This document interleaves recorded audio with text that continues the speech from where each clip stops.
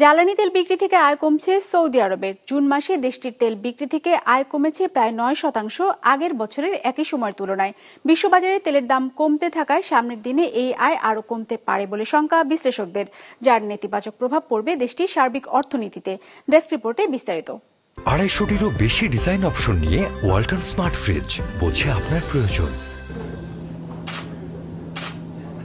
তেল নির্ভর অর্থনীতির দেশ সৌদি আরব। দেশটির মোট জিডিপিতে জ্বালানি খাতের অবদান 40%।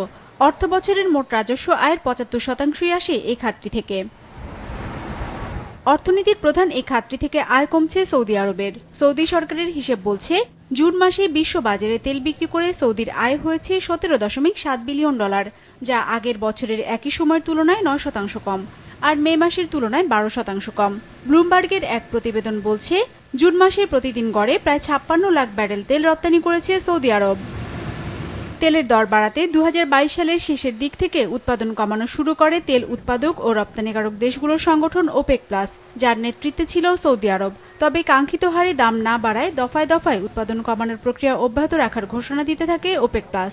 তারপরও বাড়েনি জ্বালানি তেলের দর। ব্যারেল প্রতি অপরিশোধিত জ্বালানি তেলের দর রয়ে গেছে $80 আশেপাশে, যার প্রভাব পড়েছে তেল বিক্রি থেকে সৌদি আরবের আয়ের। সম্প্রতি চীনের চাহিদা কমার পূর্বাভাসের পর তেলের দাম আরও কমে নেমে আসে ব্যারেল প্রতি $76 ঘরে।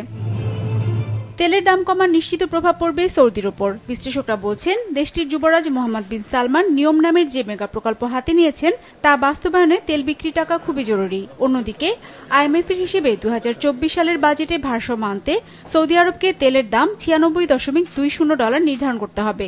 যদিও বর্তমান পরিস্থিতিতে তা সম্ভব নয় বলেই মনে করছেন বিশ্লেষকরা। বিজনেস রিপোর্ট, মাছরাঙা টেলিভিশন।